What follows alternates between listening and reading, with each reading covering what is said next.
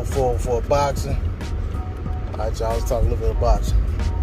So, Floyd Mayweather Jr., Little Floyd, coming back off of a long break, long retirement, semi-retirement or whatever, to come back and fight a little exhibition against Logan Paul. Can't be mad at the fight because, personally, you know, I look at it like this. Floyd's in that classification with Roy Jones and Mike Tyson, Austin De La Hoya, all those guys. I mean, he's pretty much legend status now. Retired fighter. You know, he's already had a career. You know, he's done his time fighting top tier guys, young and hungry guys, fighting the veterans when he was a young and hungry guy. You know, it's his time to just, you know, come in and collect paydays if he can get them. You know, as far as the fight itself, I mean, it's a win-lose situation for Floyd.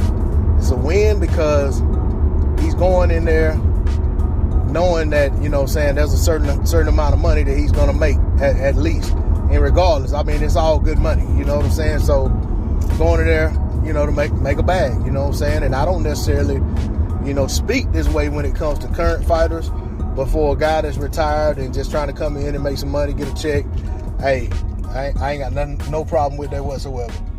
And the reality is, this is allowed because of the situation and the current circumstances that's around boxing today and the top tier boxers, the guys who are expected to have ascended to the position of being able to demand the attention, captivate the audience, and, you know, demand the paydays and the pay-per-view buys that Floyd Mayweather used to get. But, you know, for the most part, that guy doesn't exist in boxing today. You got Canelo Alvarez and Triple G out of current fighters, along with Manny Pacquiao, who have done the best numbers on pay-per-view. But quite frankly, you got Triple G and Canelo fighting on the app, no longer on pay-per-view, for the most part. And then you got Manny Pacquiao, who is pretty much seems to be semi-retired himself, hadn't fought in 2 years. So, you know, there is no major fights in boxing that are taking place that are just commanding and demanding the attention of boxing fans, and have boxing fans ready to just say, hey, whatever y'all are charging, we'll pay it. You know, those fights exist, but they're not being made. And I mean, and even with that, there's a cap on what we're willing to pay. But, you know, for the most part, Floyd did the work to put himself in this position. I'm not mad at him. How do I think the fight, he'll fare in the fight? I feel like he's going to win.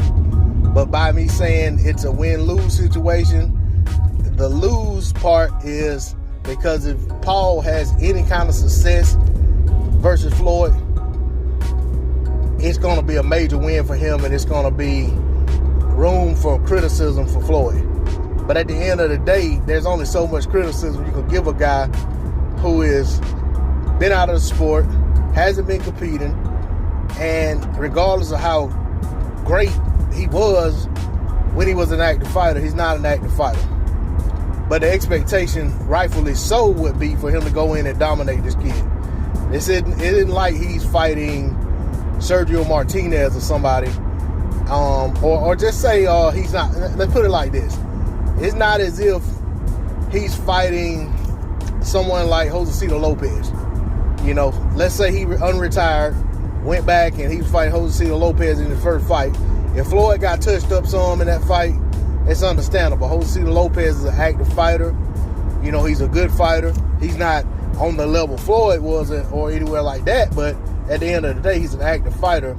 So you expect him to, you know, get some shots in here and there. But at the end of the day, it's all about how great you consider Floyd to be.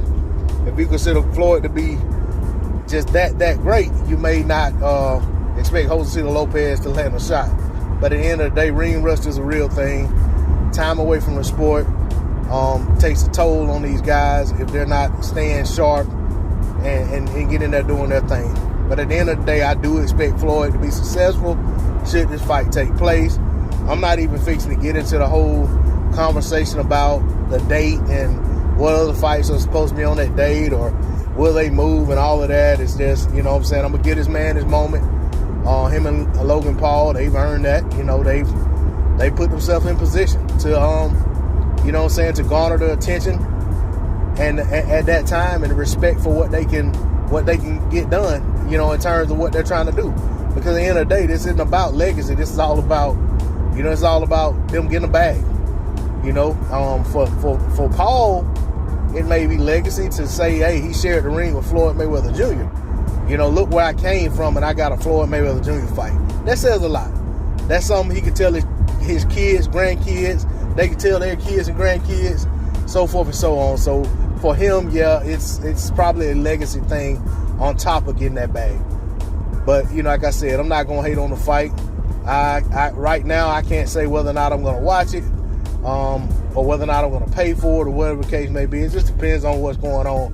And quite honestly, for me, if the Teofimo Lopez fight remains on the same date, I have interest in seeing how that fight plays out. And, you know, not really sure about the rest of the card, but I do want to see how the Kambosos and Teofimo Lopez fight plays out. Because Kambosos been doing a lot of talking. So I'm hoping that he can back that up in the ring. But honestly, from what I see from the guy, I'm not so sure about that.